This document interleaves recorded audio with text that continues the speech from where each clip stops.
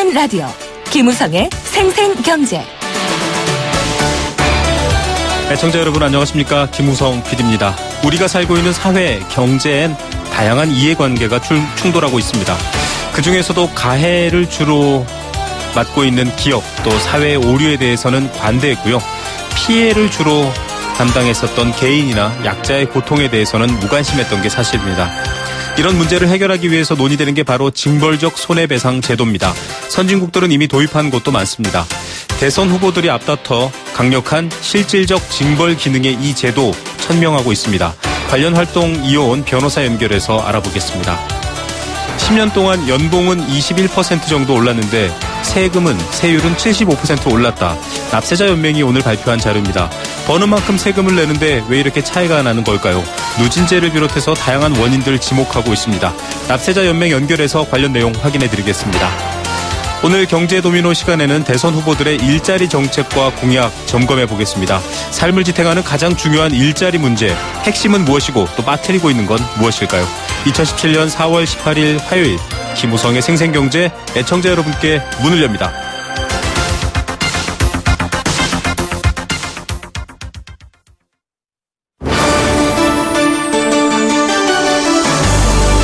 YTN 라디오 김우성의 생생경제.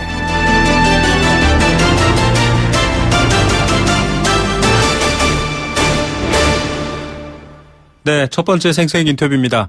개인이 1년간 벌어들인 소득에 대해서 부과하는 조세를 소득세라고 합니다. 특히 월급쟁이라고 하는 이 유리지갑들의 소득세, 연말 되면 연말정산 보너스 챙기세요 이런 말까지 나올 정도로 관심사가 높죠. 지난 10년간 이 세금 관련 통계를 살펴봤습니다. 근로자 평균 연봉은 20% 정도 올랐다고 합니다. 그런데 소득세는 75%가량 올랐다고 합니다. 3배 가까이가 넘게 차이가 나는 인상률이겠죠. 형평성에 문제가 있을 수밖에 없겠습니다. 왜 이런 결과가 나타났는지 또 이 수치가 의미하는 바가 뭔지 오늘 문제 제기한 한국납세자연맹 김선택 회장 연결해서 얘기 들어보겠습니다. 회장님 안녕하십니까? 예, 안녕하십니까? 네. 자, 일단 오늘 화제가 되고 있는 뉴스의 제목이 10년 동안 과세 근로자의 평균 연봉은 21% 올랐는데 소득세는 75% 올랐다. 이 내용이거든요. 이게 어떤 내용입니까? 2006년에 우리가 세금을 내는 근로소득자가 1인 평균 급여가 4,407만 원이었는데 네. 2015년에는 4,904만 원입니다. 즉 21% 올랐죠. 네. 그런데 세금 근로소득세는 1인당 결정세액이 175만 원에서 306만 원으로 75%나 올랐습니다. 즉 3.6배라는 이제 봉급 인상보다 훨씬 더 이제 근로소득세가 급속하게 올랐다. 이제 그런 내용입니다. 예. 자, 이 2006년과 2015년 이 10년간을 놓고 보는 거고요. 실효세율은 물론 차이가 있습니다만 지금 평균 급여의 인상분에 대한 퍼센테이지보다 결정세액의 인상 퍼센테이지가 3배 이상 높은 걸로 나왔다. 이렇게 나왔습니다. 2009년과 2010년에는 두 차례 소득세율을 인하하기까지 했거든요. 뭐 경제가 어렵다. 여러 가지 이유 때문에 내렸는데 임금 인상률보다 소득세가 더 가파르게 오른다. 상식적으로는 지금 이해가 안 되거든요. 산수 수준으로 봐도 이해가 안 되는데 왜 이렇게 된 거죠? 예, 그렇습니다. 우리나라 소득세법은 물가 인상률을 감안하지 않고 명목 임금 인상에 대해서 세금을 올리는 구조입니다. 네. 예를 들면은 2011년에는 물가 인상이 4%입니다. 네. 연봉이 5천만 원인 근로소득자는 4% 물가 인상률만큼 급여가 인상됐다 보면은 200만 원 인상이 됐습니다. 네. 근데 근로소득자는 실질임금은 하나도 안 올랐지 않습니까? 네. 제로인데 소득세법은 200만 원에 대해서 우리가 봉급이 올라간 걸 보고 네. 세금을 지금 정체를 하는 구조입니다. 네네. 예, 지금 물가 인상만큼 이제 오른 근로소득자도 있지만은 물가 인상률만큼 적게 오른 근로소득자도 많지 않습니까? 네. 예, 동결되는 이제 근로소득자도 많고 이런 부분은 이런 근로자들은 이제 실질 임금이 마이너스인데 네. 국가는 임금이 오른 것으로 보고 세금을 계속 우리가 정시를 하기 때문에 네네. 세금이 이렇게 지속적으로 올라가고 있고 또 하나가 예를 들면 지난 10년간 이제 복지가 많이 늘어나다 보니까 네네. 소득공제를 계속 우리가 축소를 했습니다. 축소도 하고 신설도 안 하고 네. 또 소득 공제를 우리 세액 공제를 전환을 하고 또 최고 세율도 올리고 이제 이런 여러 가지 영향이 있는 것 같습니다. 예. 자, 이 소득을 소득세율을 2009년과 2010년에 내렸음에도 불구하고 방금 말씀하셨던 것처럼 실질적으로 물가가 오른 만큼 연봉이 오르지 못하거나 제자리이기 때문에 사실상 마이너스가 된다라는 측면이고 이런 것들이 격차를 높였다라는 얘기인데 누진세 얘기를 지목하셨더라고요. 이 누진세 얘기는 사실은 여러 가지로 좀 많은 논란이 있는 부분이거든요. 설명 좀 부탁드립니다. 예, 이거는 우리가 예를 들면은 연봉이 한 7,400만 원인 근로소득자는 우리가 소득세 세율이 15% 적용됩니다. 네. 대부분이. 네네. 근데 이 부분이 급여가 이제 물가 인상률만큼 올랐을 때 누진세 이제 소득세 구간이 한 단계 뜁니다. 네. 뛰어서 24% 세율이 적용됩니다. 그래서 봉급이 인상 등보다 봉급 인상에 대해서 9%가 더 높은 세율로 국가가 세금을 떼가는 것입니다. 네. 그래서 이거를 이제 냉혹한 누진세다 이렇게 독일에서는 표현하는 겁니다. 네네. 그래서 근로소득자 입장에서는 굉장히 억울하죠. 네. 예, 실제적으로 뭐 이렇게 실질임금이 안 올랐는데 세금을 더 가져가는 것도 억울한데 또 세율을 더 높은 비율로 이제 국가에서 가져가기 때문에 이중적으로 이 부분은 이제 억울하게 되는 겁니다. 예, 이게 사실은 이 소득세뿐만 아니라 전기라든지 여러 부분에도 지금 누진세 논란이 되면서 나왔던 비슷한 얘기입니다. 특히 경기에 있는 분들 같은 경우는 굉장히 좀 억울한 면이 있을 수도 있는 그런 상황인데 지금 앞서 말씀하셨던 것처럼 이 누진되는 누진 구간의 측면 그리고 물가 그다음에 여러 가지 이 소득세율 이런 것들이 지금 사실 전혀 균형을 안 맞추고 있기 때문에 일방적으로 지금 급여를 받는 소득생활자분들이 굉장히 세금에 있어서 불리하다 이런 결과인데 결국 물가 연동을 시켜야 된다 이런 얘기를 하셨거든요. 달라지는 점이 있습니까? 미국 등 많은 나라에서 물가가 오른 금액만큼 가계 표준을 같이 올립니다. 이렇게 되면은 명목 임금 인상에 대해서 정체가 되지 않습니다. 네. 그렇다면은 지금 앞서 말씀하셨던 명목 임금은 이제 실질적으로 받는 화폐 단위로서의 임금을 말하는데 5천만 원 받는 분이 4% 올랐을 때 200만 원이 사실상은 실질적으로는 오르지 않은 실질 임금은 제로인 상태다. 인상은 제로인 상태다라는 건데 물가 연동제를 적용하면은 이런 부분들이 다 고려된다 이 말씀이신 거죠? 네, 그렇습니다. 그 부분 같은 경우는 200만 원에 대해서 네네. 세금이 추가적으로 정체가 안 되는 것입니다. 네. 자, 그런 부분은 물가를 봤을 때는 실질적으로 임금이 오르지 않은 것으로 간주해서 세금을 걷지 않는다. 지금 이 얘기입니다. 그런데 이 물가 연동제 대신 우리나라는 각종 공제제도들이 있다. 지금 이렇게 얘기를 하고 있거든요. 또 세액 공제로 바뀌면서 사실상 증세인 느낌도 있지만 또 여러 가지 혜택도 계속 준다. 정부는 그렇게 얘기하고 있는데요. 그것은 사실이 조금 틀리는데. 네네. 우리가 십몇 년 전에는 이런 이유 때문에 소득공제를 많이 인상을 했습니다. 신설도 많이 하고. 그런데 최근 한 10년간은 지금 소득공제를 거의 이제 신설도 하지 않고 오히려 축소를 많이 했습니다. 장기주택 만원저축 같은 경우는 그러니까 소득공제 자체를 폐지를 해버리고. 네네.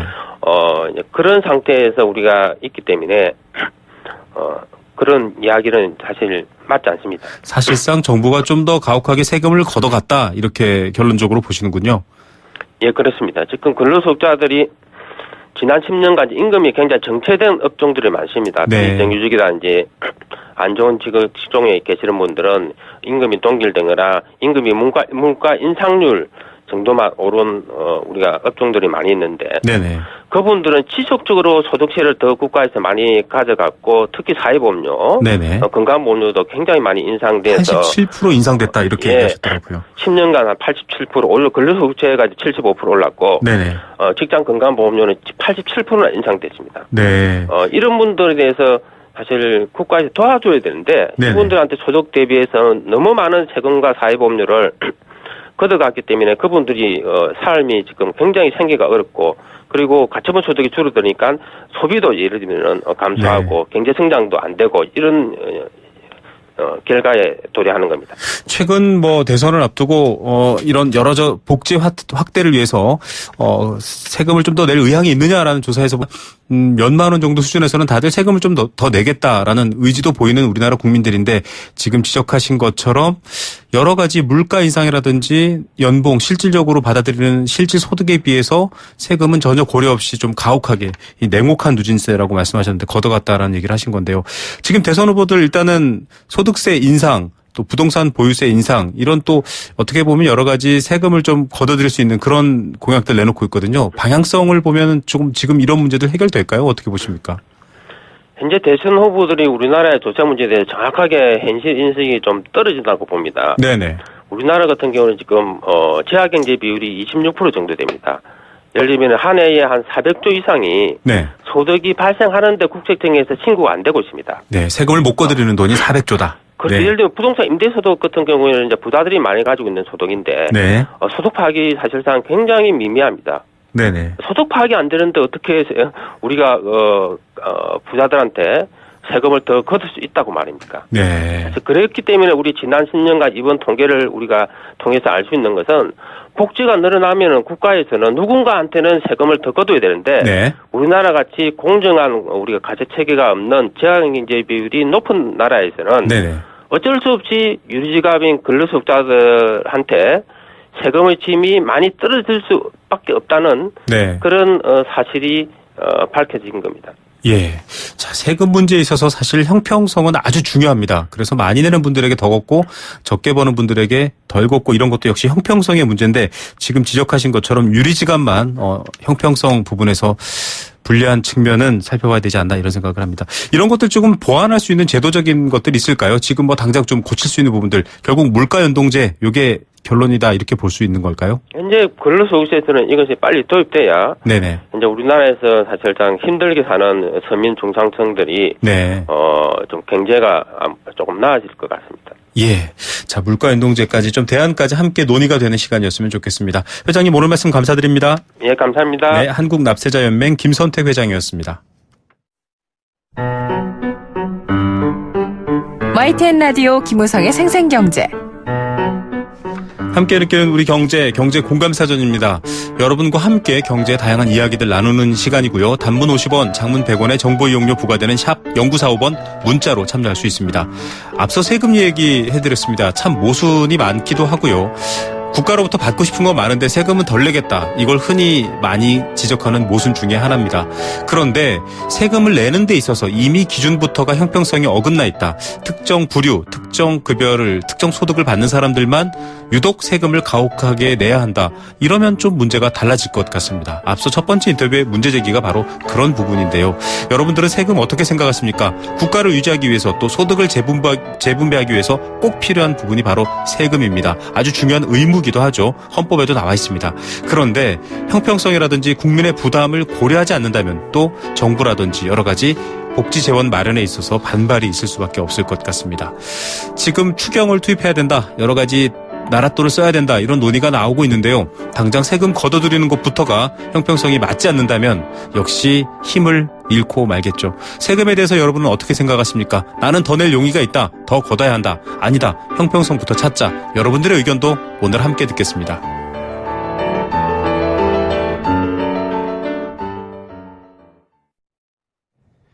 예, FM 94.5MHz YTN 라디오와 함께 했습니다. 김우성의 생생경제 1부 포스코와 함께 했고요. 캠페인 두 개 듣고 경제 톱뉴스 시작합니다.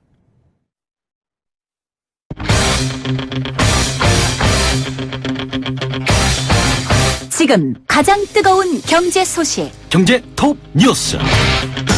네, 3시 26분 30초를 지났습니다. 이 시간 주요 경제 뉴스입니다. 한국은행에 이어서 국책연구기관 등 다양한 기관이 올해 한국의 경제 성장률 다시 상향 조정하고 있습니다. 그만큼 좋아지는 걸까요? 꿈의 직장, 대기업으로 불립니다. 10대 그룹 상장사의 직원이 오히려 줄어들고 있습니다. 어떤 내막일까요? 두 번째 뉴스로 준비했습니다. 경기도 어려운데 아픈 분들이 많은 걸까요? 가계 의료비 지출을 봤더니 커지고 있다고 합니다. 관련 뉴스들 전해드리겠습니다. 이 시각 가장 뜨거운 경제 톱 뉴스 비즈니스워치 김춘동 기자입니다. 안녕하십니까? 네, 안녕하세요. 네, 한국은행이 0.1%포인트 올린 걸로 알고 있는데요. 다른 기관들도 줄줄이 성장률 올려잡고 있나 봅니다. 네, 네, 국책연구기관인 한국개발연구원이 오늘 2017년 상반기 경제 전망 자료를 내놨는데 올해 우리나라의 국내 총생산 성장률을 2.6%로 제시했습니다. 작년 12월에 제시한 2.4%와 비교하면 0.2%포인트 오른 거고 얼마 전에 한국은행이 제시한 성장률 전망과 같은 수준입니다. 연구원은 성장률 전망치를 올린 이후로 최근 회복세를 보이고 있는 수출과 투자를 꼽았는데요. 올해 총 수출 증가율은 지난해 말 전망 당시 1.9%보다 2.1%포인트나 오른 4%로 제시를 했고 네. 건설 투자 증가율은 4.4%에서 6.4%로 또 설비 투자 증가율은 2.9%에서 4.3%로 각각 올려잡았습니다. 네, 그만큼 지표들이 변하고 있기 때문일 텐데 다른 기관들도 우리나라 성장률을 줄줄이 올리고 있다 이런 소식이 계속 들어오네요. 네, 국제금융센터가 이번 달에 이 바클레이즈 또 모건 스탠리, 노무라 같은 10개 해외 투자은행이 올해 성장률 전망치 평균을 냈더니 2.5%가 나왔습니다. 2개월 전과 비교하면 0.1%포인트가 올랐고요. 이 해외 투자은행들은 보통 우리나라의 성장률 전망을 상대적으로 좀 비관적으로 보고 또 그동안 좀 하향 전망을 계속했었는데 그런 면에서 좀 이례적인 일로 받아들여지고 있습니다. 최근에 한국경제연구원도 성장률 전망을 2.1%에서 2.5%로 올려잡았는데 정부는 오는 6월에 하반기 경제 전망을 좀 발표를 하는데요. 과연 성장률 전망치를 올릴지 좀 관심이 모아지고 있습니다. 다만 글로벌 보호무역주의를 비롯해서 이 대외의 불확실성이 좀 아직은 여전하고요. 이 국내 민간 소비도 좀 회복세가 미약해서 경기 훈풍이 언제까지 계속될지 좀 미지수라고 할 수가 있습니다. 네, 이 2.5%, 2.4%, 이 0.1% 하나에 정말 수십만 개의 일자리가 달려있다 이렇게 이해하시면 될 것 같습니다. 이런데 지금 대기업이라고 일컬어지는 10대 그룹 상장사 직원 봤더니 오히려 줄어들었네요. 네, 금융감독원의 전자공시 시스템 등에 따르면 지난해 말 기준으로 10대 그룹 상장사 87개사의 전체 직원 수가 62만 9,500명으로 집계가 됐습니다. 전년에 60과 비교하면 14,700명, 2.29% 정도가 줄었는데요. 이 남자 직원이 1.99%, 또 여성 직원이 2.8% 줄었고, 이 정규직은 1.8%, 계약직은 8.8%나 줄어서 이 여성과 계약직이 좀 훨씬 많이 줄었습니다. 그룹별로는 삼성그룹이 6.9%나 줄었고요. 이 조선업 불황으로 타격을 받은 현대중공업도 5% 가까이 급감을 했습니다. 반면에 현대차와 LG, 롯데, SK그룹 등 직원이 좀 늘긴 했는데 증가폭이 소폭에 그쳤고 또 일부 주력 계열사를 제외하면 직원 수는 거의 변동이 없었다고 합니다. 예, 대기업 입사 시험이 주요 뉴스로 등장할 정도로 관심이 높아지는데 네. 올해도 대기업 많이 뽑지는 못하겠죠? 네, 대기업 일자리는 누구나 선망하는 가장 양질의 일자리인데 대기업들마저 인력을 줄이면서 좋은 일자리 잡기가 말 그대로 좀 바늘구멍 통과하기가 되고 있습니다. 올해도 사정은 마찬가지인데 경제 상황이 크게 좋아지진 않고 있고요. 또 그러다 보니까 신규 채용은 꺼리고 오히려 인력을 줄이는 경향이 좀 더 이어질 것 같습니다. 이 특수 요인도 조금 있는데 네. 삼성이 최근 그룹 차원에서 마지막 신입사원 공채 시험을 실시를 했는데요. 앞으로는 이 계열사별로 인력을 뽑을 예정이어서 채용문이 좀 더 좁아질 것으로 보입니다. 또 이 대선을 앞두고 이 대기업들이 새 정부 출범 이후로 채용을 미룰 것이다 이런 전망도 좀 나오고 있습니다. 네. 가계의 의료비 지출이 커지고 있다. 아픈 사람들이 많은 걸까요? 네, 한국은행의 자료인데 지난해 국내 가계의 의료보건비 지출이 41조 300억 원으로 집계가 됐습니다. 2015년과 비교하면 3조 9,600억 원, 10% 넘게 좀 늘어난 건데요. 보건비 지출이 40조 원을 넘어선 것도 사상 처음이라고 합니다. 전체 국내 소비 지출이 3.6% 늘었으니까 이 증가율이 3배 가까이 웃돌았는데 의료보건비는 식료품 및 비주류 음료품, 또 교통, 음식, 숙박 등 12개 소비 지출 항목 중에서 증가율이 가장 높았습니다. 담배값 인상에 따라 증가폭이 컸던 주류나 담배 증가율은 8.8%보다도 오히려 더 높았습니다. 네, 이게 참 큰 문제인 것 같습니다. 가계 소비에서 의료, 보건비 비중이 이렇게 빠르게 확대되고 있다. 이런 이유겠죠? 네, 지난해 국내 가계 전체 소비 지출이 747조 9천억 원 정도였는데 이 중에서 의료보건비가 5.5%를 차지했습니다. 한국은행이 관련 통계를 집계한 1970년 이후에 가장 높았는데 의료비 지출 증가세는 다른 통계에서도 좀 확인이 되고 있습니다. 한국은행의 개인 신용카드 결제 통계를 보니까 지난해 종합병원에서 쓴 금액이 7조 8,400억 원으로 2015년보다 7.8%가 늘었고요. 네. 일반 병원 역시 9.7%가 급증한 것으로 그렇게 나타났습니다. 이유와 대책을 면밀히 만들어냈으면 좋겠습니다.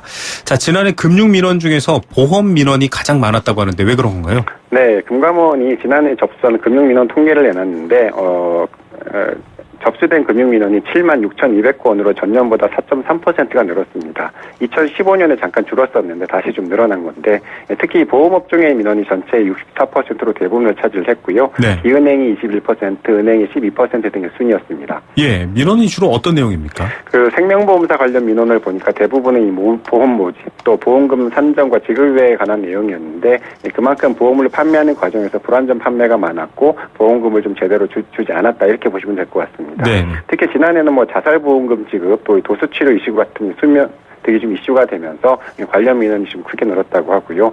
손해보험사 역시 보험금 산정과 지급 관련 민원이 가장 많았는데 특히 교통사고 과실비 이율 산정, 또 수리비, 또 이 렌트카 대차료 같은 보험금 과소 지급 민원이 좀 다수 발생했다고 합니다. 이 밖에도 신용카드의 경우에 수수료를 받고 사망이나 질병이 생겼을 때 채무를 좀 면제 유예해주는 서비스인 DCDS를 가입하는 과정에서 부당 가입 민원이 좀 많았다고 합니다. 예, 불완전 판매 문제는 계속 늘어나고 있군요. 국내 소주 브랜드 중에 하나인 참이슬 매출이 1조 원을 넘었네요. 술 많이들 드시나 봅니다. 네, 그런 것 같습니다. 참이슬이 단일 소주 브랜드는 처음으로 연간 매출 1조 원을 넘어섰습니다. 참이슬을 생산하는 하이트 진로가 밝혔는데 지난해 참이슬 매출이 1조 93억 원을 기록하면서 98년에 출시된 지 18년 만에 1조 원을 지금 처음으로 넘어섰다고 합니다. 이 국내 주류 업계는 업체별 판매량이나 점유율 등을 공개하지는 않고 있는데 참이슬의 국내 소주 시장 점유율은 약 50% 정도로 좀 알려지고 있고요.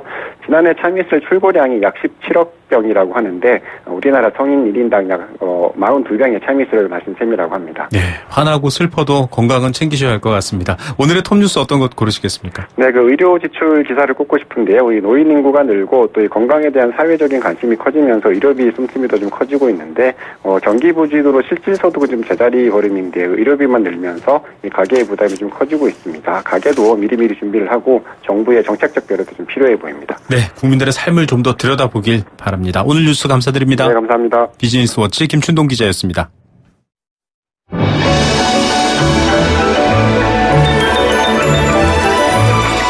오늘의 경제를 들여다보는 시원한 창.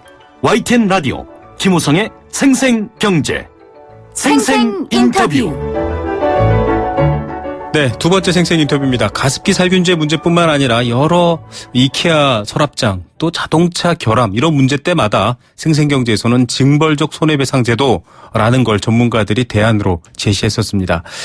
이 내용은 다시 한번 잠시 후에 설명드릴 텐데요.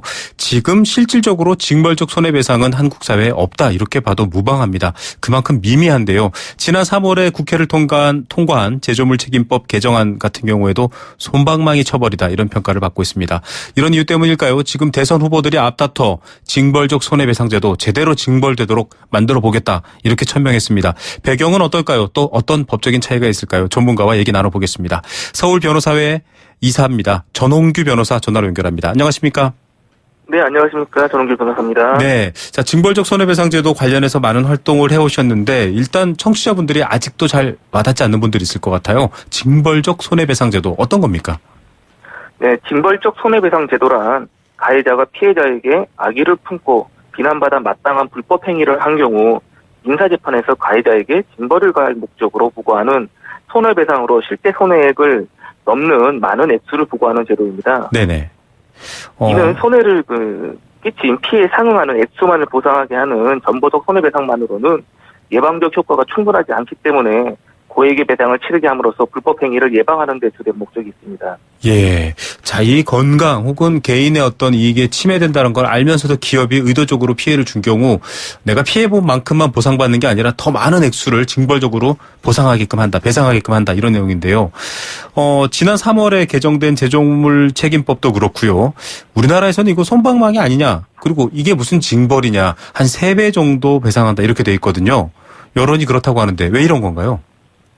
네, 이 징벌적 손해배상 제도는 원칙은 불법적인 이익보다 손해배상이 더욱 크거나 혹은 같은 정도는 되어야 한다는 것입니다. 네. 하지만은 우리 경제계의 우려 등을 감안하여 이 3배 정도로 그 한도를 제한을 했는데요. 이런 3배 정도로 제한한 것 또한도 이 재판 과정에서 손해액을 전부 인정받지 못하는 경우가 많습니다. 네. 그러면 재판 과정 중에서 판사 혹은 법원 측에서 좀 감경을 해준다 이 말이군요. 무조건적인 그 감경이란 표현은 좀 그렇지만요. 네네. 사실상 그 입증 책임의 문제가 있는 거고, 네. 그러니까 어느 정도 피해를 입었다는 거에 대해서 사실상 인정을 받아야 되는데, 이거에 대해서는 이 일반 개인이 그 기업을 상대로 하여 그렇죠. 이 부분을 다 입증하기가 어려운 점이 있습니다. 그래서 처음부터 실제 손해액이 작게 책정이 되기 때문에 여기에 세배를 해도 사실상 큰 금액이 되지 않는다는 것입니다. 예, 가습기 살균제 예를 들면 좀 빨리 와닿습니다. 이 복잡한 성분과 피해 관계를 피해자들이 증명하기란 말이 안 되는 얘기인데요. 해외는 어떻습니까? 이 지금까지 설명만 들어도 이게 무슨 징벌적 손해배상제인가 좀 모호하거든요. 해외는 좀 사례가 잡혀 있나요? 징벌적 손해배상 제도는 뭐 미국, 영국, 캐나다 등 영미법계 국가에서는 뭐 전통적으로 시행되어 지금 오고 있습니다. 네. 특히 뭐 지금 대륙법계 국가인 뭐 프랑스와 독일에서도 지금 이제 도입을 위한 논의를 하고 있고, 네. 특히 최근에는 중국이 이 분야에서 아주 강하게 도입을 하고 있습니다. 네네. 소비자 권익보호법, 식품안전법, 권리침해 체계법 등을 도입하여가지고 우리나라랑 비교했을 때 훨씬 강력하게 지금 제도를 도입하고 있습니다. 네. 자, 이 독일, 프랑스로 중심으로 하는 이런 대륙법계에서 대륙법 사례를 얘기해 주셨는데, 지금 대선 후보들이 일단은 대폭 강화하겠다고 나온 것들도 좀 이런 해외와 비교해서도 우리가 좀 부족한 점도 있고, 실질적인 이 법의 기능을 잘 좀 실효성이 없다, 이런 부분 때문인 것 같거든요. 주요 후보들이 내용을 좀 밝혔는데 어떻게 평가하십니까? 기본적으로 지금 이 최순실 사태와 이런 부분에서 이제 대기업들 간의 그 유착 관계가 좀 드러났기 때문에, 네. 이 국민들에게도 아무래도 그 대기업, 특히 이런 징벌적 손해배상 제도는 결국은 대기업을 들 대상으로 하게 될 수밖에 없는 점이 있거든요. 네. 그래서 그런 부분 때문에 좀 더 강하게 이런 제도를 도입하겠다고 말씀을 하신 것 같습니다. 네네. 그래서 그 구체적인 내용을 본다면은 사실상 각 후보들마다 크게 차이점이 있지는 않습니다. 네. 어차피 그 제도는 정부에서 해야 되는 거고, 이 정부가 이제 새로운 정부가 출범했을 경우 얼마만큼 의지를 가질 것이냐는 뭐 지켜봐야 될 문제라고 생각합니다. 예, 지금 뭐 문재인 후보 측은 10배로 한도를 상향하겠다. 재벌 갑질이 타겟이다. 이렇게 얘기했고요. 안철수 후보 측은 경제사범은 1벌100개 하겠다. 앞서 말씀하신 배경이 맞닿아 있을 건데요. 또 여러 다른 학자들이 또 박주민 의원 같은 경우는 무한 배상을 하도록 하겠다까지 얘기하고 있는데 좀 아직도 그림이 그려지지 않습니다. 일단은 대선 후보들이 얘기할 만큼 지금 여러 가지 경제계에서 이루어지고 있는 불평등한 문제들, 불공정한 문제들, 그리고 좀 기울어진 불평등이 심각한데 이중처벌이 우려된다. 이미 형사처벌 받았는데 또 이렇게까지 혹독하게 처벌받아야 되느냐라는 주제도 있고요. 또 피해자가 구제 노력했을 때 좀 감안한다, 이런 내용인데 그것도 참 주관적이다, 이런 얘기들도 있거든요. 좀 실효성을 갖추기 위해서 필요한 보완책들, 어떤 것들 지적할 수 있을까요? 네, 지금 엄청난 속도로 발전돼가는 사회에서 개인 기업을 상대로 피해를 입증하라는 것은 네. 사실상 입증을 하지 말라는 소리나 마찬가지입니다. 네. 그래서 최근에 뭐 입법으로 도입된 것도 입증 책임이 다소 완화되긴 했지만, 네. 이 정도에서 끝나면 안 되는 거고, 디스커버리 제도를 도입하여가지고 사회적 약자의 증거 수집을 좀 보장해줄 필요가 있습니다. 네네. 이 디스커버리 제도 좀 소개를 더 부탁드립니다. 네, 디스커버리 제도라는 것은 미국에서 지금 영미 국가에서 시행되고 있는 제도고요. 네네. 소송 비용과 시간을 절약하고 사실관계를 좀 명확하게 하기 위하여 정식 재판에 개시 전에 각자의 증거를 제시하여 분쟁에 대한 내용을 조정하거나 분쟁 처리를 위한 시간과 기회를 제공하는 것을 말합니다. 예, 참 이런 부분은 정말 이 피해를 직접 밝혀야 되는 피해자 입장을 좀 더 고려해줬다, 이렇게 생각해 볼 수 있을 텐데요. 뭐 여러 가지 지금 사회적으로 문제가 되고 있는, 앞서 계속 언급해드렸던 가습기 살균제 문제나 또 신용카드사나 금융사의 개인정보 유출, 뭐 1,000만 명 이렇게 피해를 입고 있고, 피해도 실제로 큰 편인데 정기료 누진제도 지금 뭐 논란이 있긴 하지만 아직 진행 중이지만 관련된 사안이고요. 그래서 나온 얘기가 이 징벌적 손해배상제도만으로는 불충분하다. 집단소송제 지금 현재 우리나라에서는 제대로 되어 있지 않은데 이것도 함께 도입해야 된다, 이렇게 얘기하고 있습니다. 기업들은 당연히 반발하고 있는데 어떻게 보십니까? 징벌적 손해배상제도 도입의 실질화를 위해서는 말씀하신 대로 집단소송제가 필수적입니다. 그래서 지난 국회 당시 제가 활동한 징벌적 손해배상을 지지하는 모임에서 네. 징벌적 손해배상법과 집단소송법을 특별법 형태로 입법을 제안한 적이 있습니다. 네네. 물론 이 법률을 악용할 수 있다는 기업의 우려는 충분히 이해합니다. 네. 하지만 집단소송제 도입을 통해 오히려 미국의 경우에는 글로벌 경쟁력 향상, 소비자 권익 향상 등의 긍정적 효과가 더 컸던 사례들을 볼 수 있습니다. 네. 그래서 남용의 우려는 법 도입 시 소송 여건을 강화한다거나 다른 식으로서 도입해도 무방하고, 중요한 것은 집단 소송제 자체를 일단은 일반적으로 도입하는 것입니다. 예. 자, 집단소송제를 도입하게 될 경우 사실은 소송에 직접 참여하지 않은 분들도 피해가 입증이 되면 다 보상받을 수 있다, 이런 거 아닌가요? 네, 맞습니다. 한 번의 소송으로서 일어나게 되면은 그 이후에 유사한 건들이라든지 그 동일한 침해를 입은 분들이 다 같은 혜택을 받을 수 있게끔 되는 겁니다. 예, 지금 뭐 여러 가지 누진제 소송 같은 경우도 여러 지역에 여러 사람들이 모여서 소송을 진행하는 것들을 떠올려 보시면 좀 차이를 느끼실 수 있을 겁니다. 자, 이렇게 좀 다소 국가의 발전 또 경제 발전을 위해서 일방적으로 좀 기업이나 강자 혹은 제도의 편이었던 법을 좀 바꾸자, 이런 취지로 지금 징벌적 손해배상제가 나오고 있는데요. 뭐 법 바뀌고 후보들이 또 주장한다고 당장 실천될 것 같지는 않고 여러 가지 제도, 기구의 어떤 도움이 필요할 것 같거든요. 좀 실질적인 대안들 제안해 주신다면요. 공정거래법을 지키도록 강제하는 공정거래위원회처럼 네네. 제조물 책임 등을 단속하는 기관이 좀 필요하다고 봅니다. 네네. 독립적인 기관이 어렵다면은 공정거래위원회 산하에다가 하나의 분과를 두어서 좀 강력하게 다뤘으면 좋겠고요. 또한 이런 민간 영역에서 또한도 제조물 결함들을 감시하고 감독할 수 있는 시스템이 이미 도입되었으면 합니다. 그래서 시민단체 등이 제조물 결함을 확인하였을 때는 그 결과를 공인된 정보기관을 통해 확정하고 공표할 수 있는 것들, 이런 제도들이 도입되었으면 합니다. 예, 자, 피해자에게 불리해왔던 환경을 좀 바꿔줄 필요. 이게 결국 기업의 경쟁력도 향상한다라는 미국 사례 얘기 드렸듯이 좀 관심을 가졌으면 좋겠습니다. 오늘 말씀 감사드립니다. 네, 감사합니다. 네, 서울변호사회 이사 전홍규 변호사였습니다. 세계 경제가 내 주머니 속으로 경제 도미노. 네, 어제부터 대선 후보들의 선거운동 본격 시작됐습니다. 모두들 일자리 얘기하고 있습니다. 일자리가 중요하다라고 했고요. 오늘만 해도 시장부터 시작해서 여러 장소들을 방문하면서 그 관심을 직접 표현하고 있습니다. 통계에 따르면 유권자 34%가 일자리 정책에 가장 관심을 갖고 있다고 합니다. 일자리 정책이라고 말을 하면 좀 뭐랄까요? 정제된 느낌이고요. 정확히 말하면 먹고 사는 문제죠. 정말 중요한 문제가 아닐 수 없습니다. 경제도면에서는 대선 주자들의 경제정책 중에서 일자리 대책 한번 점검해 보도록 하겠습니다. 시간이 짧지만 중요한 핵심 또 중요한 포인트들 좀 짚어보겠습니다. 건국대 경제학과 최백은 교수 연결하겠습니다. 교수님 안녕하십니까? 네, 안녕하세요. 자, 대선 후보들은 역시 표에 아주 가장 큰 영향을 받는 부분일 것 같은데요. 일자리 공약 얘기하고 있습니다. 전체적으로 5분 흐름, 주요 후보 5분을 포함한 흐름 어떻게 보십니까?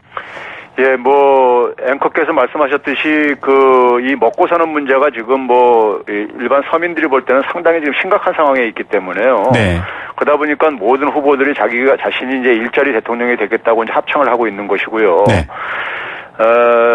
이제 우리나라 경제의 주요 문제가 사실 모두 일자리와 관련돼 있어요. 네. 예를 들면 이제 가계부채 증가라든가 해결도 결국은 이제 일자리면 좋은 일자리가 많이 공급되면은 가계부채 이렇게 증가하지 않거든요. 가계부채도 네. 해결될 수 있는 거죠. 특히 이제 국가 재난에 비유되는 청년 일자리 문제는 저출산 문제하고도 밀접하게 관련돼 있고요. 네. 그리고 우리 경제의 미래를 결정하는 이제 주요 문제이죠. 이제 그런 점에서 이제 그러니까는 일자리 대통령이 되겠다는 것은 굉장히 환영하는 바인데요. 문제는 그럼에도 불구하고 내놓는 대책들을 제가 이제 세심하게 이렇게 살펴보고 따져보니까는 결론부터 얘기하면 효과나 실행 가능성이 좀 낮아 보여서 굉장히 걱정스럽습니다. 네. 예를 들면 이제 그러니까 지금 몇 가지 지금 쟁점이 지금 되고 있는데 공공 부분이 주도하느냐. 주도하느냐 아니면 시장과 민간이 주도하느냐 이렇게 가는데. 네, 맞습니다. 저는 이게 그러니까는 무슨 누가 주도하든 간에. 네네. 일자리만 성공적으로 좋은 일자리만 만들 수 있다면 별 문제는 없다고 봐요. 네. 그러니까 이제 민간과 시장이 일자리를 못 만들다 보니까 오직 답답하면 그러니까 국가라도 그러니까는 어쨌든 최종 고용자 역할을 해달라고 하는 것인데. 네. 그리고 이제 공공부문 일자리 증가는 이제 내수 확대에 기여하는 측면도 있거든요. 네네. 근데 이제 문제는 뭐게 되면요. 공공부문 일자리를 얘기한 이제 문재인 후보 같은 경우 보게 되면은 공무원 부분에서 순수하게 증가하는 일자리는 12만 4천 개에 불과합니다. 네. 근데 이 12만 4천 개도 결국은 이제 보게 되면은 그 재원을 어떻게 책정했냐면 일회 고용에 대한 1년치 재원만 해놨어요. 네. 그러면 결국은 뭐냐면 그 다음에 평생 그 사람들이 이제 퇴직할 때까지 그 재원은 인건비는 네. 거기에 대한 재원은 이제 그러니까 말하지 않고 있고요. 네. 그거를 다시 따지게 되면은 한 이제 수백조가 사실 필요합니다. 네. 그러니까 이제 제가 이제 실행 가능성이 좀 이제 그러니까 낮아 보인다고 한 거고요. 네네.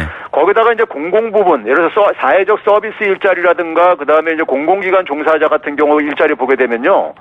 내용을 보게 되면 굉장히 질 낮은 일자리예요. 네. 제가 따져보니까는 그 사회 서비스 부분 일자리가 월 한 137만 5천 원짜리더라고요. 네. 그리고 이제 공공기관 종사자도 이제 직접 고용을 전환한 건 한 104만 원 정도에 불과해요. 네. 간접 고용에. 이런 일자리는 그러니까 지금 최저임금에도 미치지 못하거나 최저임금 수준이거든요. 네. 그런 점에서 이걸 가지고 그러니까 청년 일자리를 해결한다? 이건 제가 볼 때 넌센스란 얘기죠. 예. 그런 점에서 이제 그러니까 실행 가능성도 낮고 이게 이제 그러니까 대안이 될 수 없다는 얘기고요. 네. 그다음에 이제 뭐 민간이라든가 이제 시장의 역할을 강조하는 이제 후보들 입장 속에서도 보게 되면요. 창업이나 혁신 활성화를 대체적으로 얘기를 하는데 이 얘기가 굉장히 사실은 어떻게 보게 되면 뭐 우리가 과거부터 계속 들어왔던 얘기들이거든요. 네. 근데 이제 문제는 뭐냐면 창업이나 혁신 활성화가 왜 안 되느냐에 대한 좀 이게 좀 고민이 좀 있어야 되는데 예. 이 부분이 좀 없다면 굉장히 공허하게 될 수밖에 없죠. 국민들이 예. 볼 때는요. 그래서 이제 제가 이제 그 이게 효과라든가 실행 가능성이 낮아 보인다고 하는 거고요. 심지어 뭐 홍준표 후보 같은 경우는 청년 일자리를 뉴딜 정책으로 한 110만 개 창출하겠다는 그러면서 네네. 공공부문을 또 구조조정하겠다 그래요. 네. 공무원을 줄이겠다고요.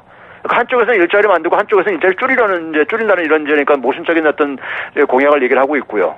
네. 지금 말씀하신 부분들이 다 보도가 됐던 부분인데요. 공적 분야에서 주도하느냐, 민간이 주도하느냐의 논쟁도 역시 핵심적인 모순의 원인, 지금의 이 현실에 대한 어떤 원인 해결에 대한 부분들은 둘 다 좀 보이지 않는다. 이런 총평으로 좀 보이기도 합니다. 일단은 좀 구체적으로 들어가 보겠습니다. 임금 격차 해소라든지 또 여러 가지 이 교수님께서 늘 지적해 왔었던 실업 부조 정책 같은 것들도 지금 일단 조금씩 등장하고 있거든요. 어떻게 평가하십니까? 예, 임금 격차 필요하죠. 근데 임금 격차와 관련해 가지고 이제 문재인 안철수 후보 같은 경우가 이제 중소기업 근로자들을 지금 되게 대기업 평균 임금의 한 62% 정도 되는 걸로 알고 있거든요. 네네. 이걸 한 80% 수준까지 이제 내가 끌어올리겠다는 건데 네. 끌어올리는 거 좋죠. 좋은데 문제는 뭐냐면은 문재인 후보 같은 경우는 이제 공정임금제 실시하겠다. 안철수 후보도 이제 그 비슷한 얘기를 하고 있는 건데요. 네. 근데 이제 이게 되려면은 사실 중소기업이 기본적으로 그러니까는 이만큼 월급을 줄 수 있을 만큼 네. 이제 능력이 이제 올라가야 되는 거예요. 네네. 근데 이제 우리가 현실적으로 보게 되면 대기업과 중소기업 간의 힘의 불균형 문제라든가 그다음에 중소기업 어떤 수익성이 이제 떨어지는 문제들 이런 문제들을 이제 해결해야 되지 않으면은 네. 이건 굉장히 이제 실행이 좀 이제 그러니까 어려울 거라고 보고 있고요. 그다음에 이제 안철수 후보 같은 경우도 이제 한 5년간 그러니까 그 격차를 정부가 지원해주겠다 하는데 네네. 이거 뭐 재원 문제는 차치하고라도요. 네. 5년 후에는 그럼 어떻게 할 것인가? 네. 그러면 5년 동안만 하고 나서 5년 이후에 임기 끝나면 그다음엔 내 책임은 아니다 이런 식으로 할 것인지 이런 문제들도 전 남아있기 때문에 네. 좀 대책이 좀 어딘가 좀 불안전해 보인다는 얘기입니다. 예, 오히려 또 형평성 문제까지 등장하고 있습니다. 당장 뭐 재난적 수준의 청년 실업 얘기도 해주셨는데요. 지금 시간이 거의 다 돼가고 있는데 실업 부조나 청년 실업자들에 대한 어떤 직접적인 지원 문제는 좀 등장하고 있는데 조심스러워하더라고요. 어떻게 보십니까? 실업 부조는요. 사실 우리나라가 사회 안전망이 굉장히 취약하잖아요. 네네. 고용보험에 이제 사각지대에 있는 사람들이 굉장히 많습니다. 네, 네. 그러니까 뭐 구직 청년이라든가 뭐 불안전 노동자들 우리가 조선업 그러니까 하청업체 뭐 비정규직 같은 경우가 대표적인 경우들이죠. 맞습니다. 영세 자영업자 이런 사람들이 고용보험의 사각지대에 있는데 이 사람들이 그러니까 실직을 하거나 폐업을 하게 되면 당장 그러니까 생계위기에만 내몰려요. 네. 그래서 이제 그러면 이 재원을 어떻게 마련할 것인지에 대해서 이제 얘기를 하고 있는데. 저는 사실 박근혜 정부에서 올해 그러니까 청년 일자리 예산이 2조 6천억 원입니다. 네. 이거 가지고 3년간 월 100만 원 지원을 하더라도요. 한 7만 3천 명이 매년 지원이 가능해요. 네네. 거기다가 저출산 예산이 한 16조 1,410억 원인데 네. 여기서 이제 보육 양육 예산을 제외하고 보게 되면 한 10조 4천억 원 정도가 여유가 있어요. 네네. 이걸 합치게 되면은 1인당 그러니까는 한 월 100만 원씩 3년간 한 36만 2,250명을 매년 지원해 줄 수 있어요. 네. 그러니까 이렇게 우리가 그동안 효과가 없는 예산들을 네. 실질적으로 좀 그러니까는 효과가 있는 쪽에다 지원만 해준다면은 그 생계 이익에 내몰린 사람들한테 어느 정도 그러니까 도움을 줄 수 있다는 좀 이런 사고의 전환이 좀 필요하다고 생각합니다. 예, 언제 간접적인 마중물 이런 표현도 나왔는데요. 간접적으로 뭔가 정부가 직접 손을 안 대려는 그런 모양새보다는 오히려 이렇게 주어진 재정 정책을 적극적으로 직접적으로 쓴다라는 게 오히려 더 와닿을 수 있다 이런 얘기도 또 하나의 대안인 것 같습니다. 교수님 오늘 말씀 여기까지 듣겠습니다. 감사합니다. 네, 감사합니다. 건국대학교 경제학과 최백은 교수였습니다. 네, 생생경제 포스코와 함께했습니다. 5336님 정말 바른 경제 진단과 정보 감사하게 잘 청취하고 있습니다. 네, 이거 들어주셔서 저희가 더 힘이 나는 것 같습니다. 5264님은 언젠가 그런 걸 본 적이 있다고요. 고액 연봉을 받는 사장님이신데 부인 앞으로 건강보험료 옮겨놔서 자기는 별로 안 냈다고. 이런 것부터 좀 잡아야 된다라고 하시는데 맞습니다. 원인은 그대로인데 자꾸 대안만 멋지게 내놓기보다 원인을 좀 빨리 해결해야 되지 않을까요? 그런 얘기 여러분과 함께 계속 공감하겠습니다. 내일 오후 3시 10분 힘이 되는 경제 이야기로 다시 찾아오겠습니다. 김우성의 생생경제였습니다.